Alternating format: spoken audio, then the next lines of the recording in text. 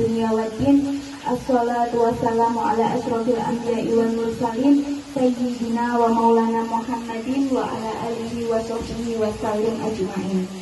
Pertama-tama marilah kita panjatkan puji dan puji syukur kita kehadirat Allah Subhanahu wa taala yang telah melimpahkan rahmat serta hidayahnya sehingga kita dapat berkumpul di tempat yang mulia ini. Sholawat serta salam tak henti-hentinya kita junjungkan kepada Nabi Abu Muhammad Shallallahu Alaihi Wasallam yang akan kita nantikan syafaatnya di yaumul akhir nanti.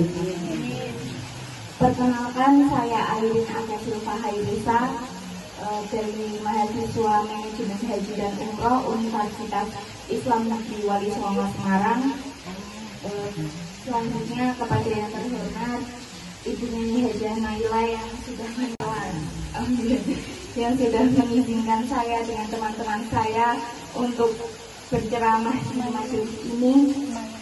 Selanjutnya kepada ibu-ibu, terima kasih banyak ya Bu sudah meluangkan waktunya untuk mendengarkan ceramah yang enggak seberapa ini, insya Allah bermanfaat ya Bu. Dan kepada teman-teman PPL, semoga dilancarkan sampai akhir nanti. Sebelum kita mulai ceramah ini, monggo Ibu saling-saling ikutan dulu. Bismillahirrahmanirrahim. Astagfirullah Rabbana ya Astagfirullah minal khotoya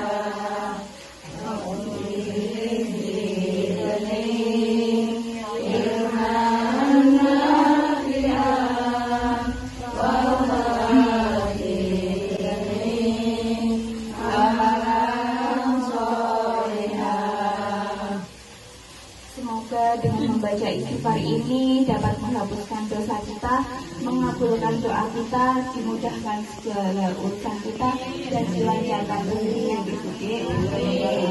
Nah, ngomong-ngomong soal rezeki, siapa di sini ibu-ibu yang khawatir dengan rezekinya?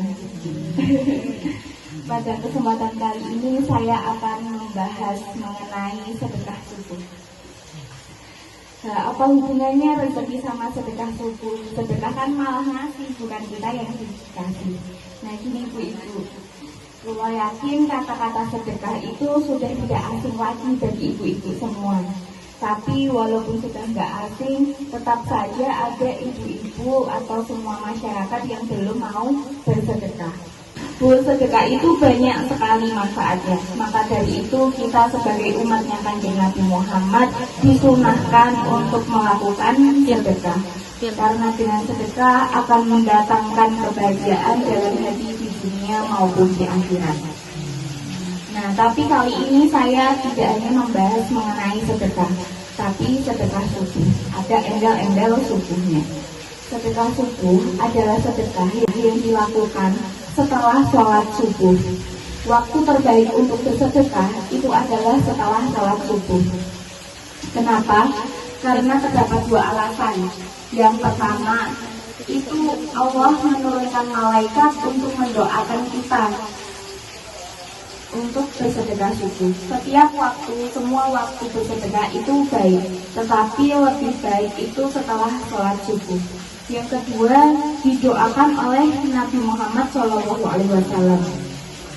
Nabi Muhammad berdoa kepada Allah, Allahumma barik li ummati fi ukuriha, yang artinya ya Allah, berkahilah ibadah umatku di subuh hari.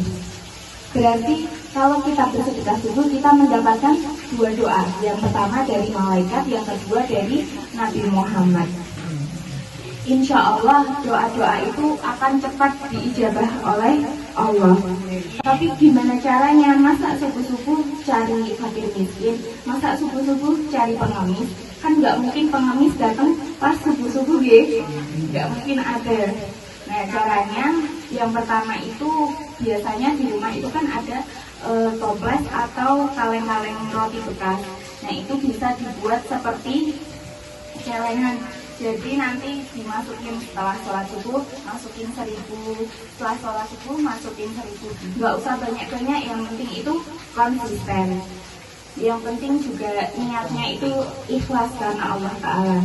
Terus cara yang kedua, biasanya ibu-ibu kalau setelah subuh itu kan pada jalan-jalan beli sayur gitu. Kalau lihat kucing, kasih aja makan sedikit gitu. Itu juga sudah termasuk dengan sedekah subuh. Sedekah ini sangat dahsyat sekali amalannya, seperti yang tertera pada surat Al-Baqarah ayat 261. Bismillahirrahmanirrahim. Masalul ladina yunfiquna amwalahum fi sabilillahi kamathali habbatin anbatat sab'a sanabila fi kulli sumbulatin mi'atu habbah wa huwa yudha'ifu liman yasha' wa huwa wasi'un 'alim. Yang artinya, perumpamaan orang yang menginfakkan hartanya di jalan Allah seperti sebutir biji yang menumbuhkan 7 tangkai. Pada setiap tangkai ada 100 biji. Allah melipat gandakan bagi siapa yang Dia hendaki, dan Allah Maha Luas, Maha Mengetahui. Belum ada ceritanya orang yang bersedekah subuh itu jadi miskin. Kayak Raffi Ahmad. Siapa sih nggak tahu Raffi Ahmad? Pasti tahu. Kalau ngasih ke orang itu nggak cuma-cuma, pasti banyak sekali. Apakah Raffi Ahmad jadi miskin? Enggak. Raffi Ahmad malah tambah kaya.